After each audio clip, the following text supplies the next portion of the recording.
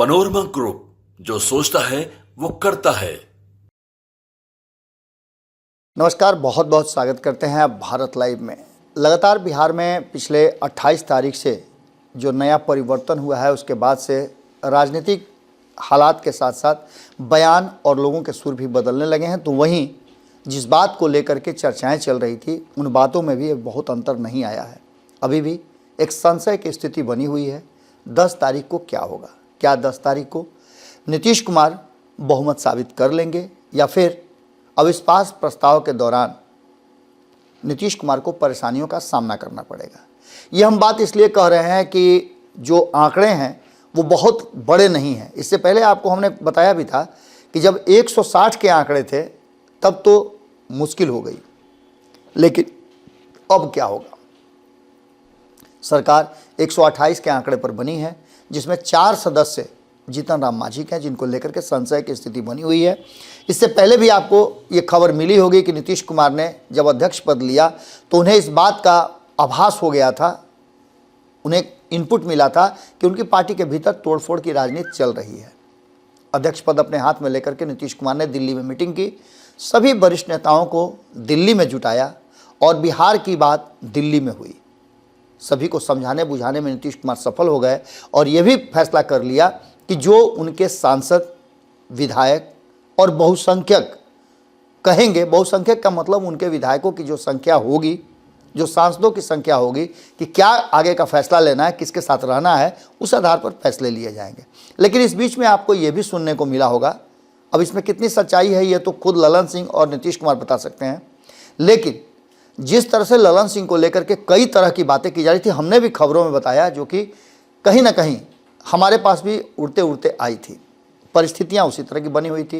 एक कहीं ना कहीं इल्यूजन क्रिएट किया हुआ था जनता दल यूनाइटेड के भीतर।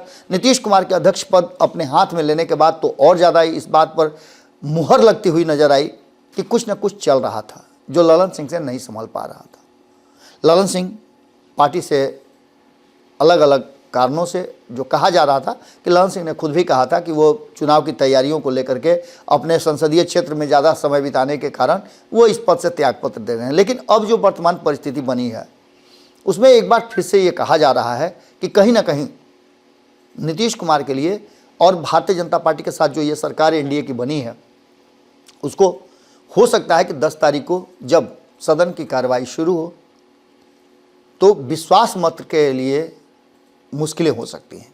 अब इसके पीछे भी बताया जा रहा है कि बहुत सारी बातें हैं, लेकिन संभावनाएं इसकी कम है। लेकिन इन सब के बावजूद जिस तरह से ललन सिंह ने नीतीश के एनडीए में आते ही अपना सुर बदल दिया है, वो पिछले दिनों तो नहीं लेकिन 2 दिन से सुनने को मिल रहा है। एक तरफ जहां ललन सिंह ने ये बात कही है, नीतीश कुमार की जमकर बड़ाई की है। उन्होंने कहा है कि नीतीश कुमार ने अपने 17-18 साल के शासन में बिहार को बदला है। नीतीश कुमार को एक लीडर, पूर्णतः समाजवादी, न्याय के साथ विकास करने वाला और बिल्कुल निष्ठा के साथ, पूरे समर्पण के साथ, बिना परिवारवाद के वो लगातार बिहार की सत्ता पर काबिज हैं और बिहार का विकास कर रहे हैं। जो हमारे पास संसाधन है उस संसाधनों का उपयोग करके हम बिहार को बेहतर राज्य बनाने की कोशिश कर रहे हैं और इसमें नीतीश कुमार की भूमिका सभी जानते हैं। यही कारण है कि बिहार की जनता ने उन्हें इस पद पर बैठा रखा है और देखना भी चाहती है। इसके साथ साथ एनडीए वर्सेस इंडिया, ये लड़ाई जो है अब खुल करके सामने आ गई है। आपको याद होगा कि जब नीतीश कुमार पटना से बेंगलुरु गए थे बैठक करने के लिए INDIA गठबंधन का, जहां नामकरण भी हुआ था, ललन सिंह उनके साथ थे। बैठक के भीतर क्या हुआ हमने तब आपको बताया था सूत्रों के हवाले से खबर। अब उस खबर की पुष्टि हो गई है कि नीतीश कुमार वहां से नाराज होकर के निकले थे और उनके पीछे पीछे दौड़ करके लालू प्रसाद और तेजस्वी यादव भी आए थे, क्योंकि अगर वो नहीं आते तो कहानी वहीं खत्म हो गई थी। अंदर में क्या हुआ इस बात का खुलासा कल ललन सिंह ने बहुत गुस्से में कहा है और तब ये बात कही है जब राहुल गांधी बिहार आकर के नीतीश कुमार को लेकर के कई तरह की बातें कह के गए हैं। बेंगलुरु में क्या हुआ ये हम बताते हैं आपको, जिसके कारण नीतीश कुमार की नाराजगी वहीं से शुरू हो गई थी।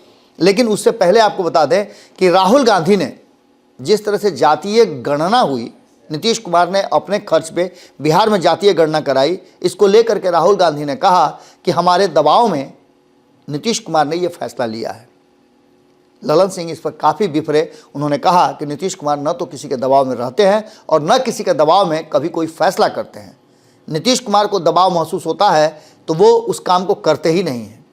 नीतीश कुमार की अपनी सोच थी और राहुल गांधी को ये बात सोचना चाहिए। उनके इर्द गिर्द के लोगों को, उनके अगल बगल जो दायरा बना करके रहते हैं, उन लोगों को उनको बताना चाहिए, लिटरेट करना चाहिए कि ये काम नीतीश कुमार जी आज नहीं, जब बीपी सिंह प्रधानमंत्री थे इस देश के, तब से जातीय गणना की बात वो कर रहे हैं।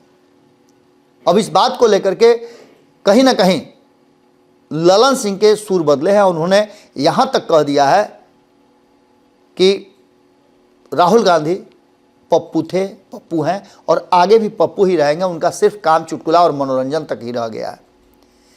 ललन सिंह ने कहा है कि कांग्रेस के सिकुड़ने के पीछे सबसे बड़ा कारण यही है कि उनके पास न तो नीति है, न नेता है और न नीयत है।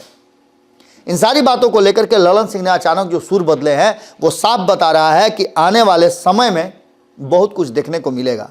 मैं बात कर रहा था बेंगलुरु की। बेंगलुरु में जब मीटिंग चल रही थी INDIA गठबंधन की, तो लालू प्रसाद, नीतीश कुमार और सभी लगभग 27-28 दल के नेता बैठे हुए थे। उनकी बैठक के बीच में नीतीश कुमार ने जदयू के भीतर से जो प्रस्ताव आया था, उस प्रस्ताव को सिरे से ममता बनर्जी ने खारिज कर दिया और उनके खारिज करने के बाद कांग्रेस और राष्ट्रीय जनता दल बिल्कुल मूकदर्शी की तरफ बैठी रही, जो नीतीश कुमार को काफ़ी नागवार गुजरा। और वहीं से नीतीश कुमार ने यह फैसला कर लिया था कि ये गठबंधन आगे कंटिन्यू नहीं कर सकता। यही कारण है कि नीतीश कुमार को ऑफर मिलने के बाद भी उन्होंने इस गठबंधन से अपने आप को बिल्कुल अलग रखा। सूत्रधार के रूप में उन्होंने गठबंधन बना तो जरूर दिया था, जिसकी महत्व और महत्ता दोनों बढ़ी हुई थी, लेकिन चूंकि नीति, नियत और जो काम करने का तरीका था, नियम था, वो कहीं से भी नज़र नहीं आ रहा था।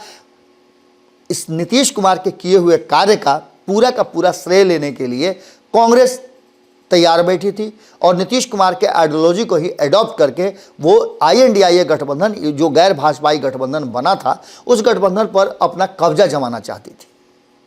इसको लेकर के नीतीश कुमार पहले ही समझ गए थे और ऐसे गठबंधन में रहने से अच्छा है कि बिहार के विकास के लिए डबल इंजन की सरकार में आगे बढ़ा जाए। नीतीश कुमार का लक्ष्य सीधे बिहार का विकास है और ललन सिंह के इस तरह से बदले हुए सुर का मायने आप अच्छी तरह से समझ सकते हैं।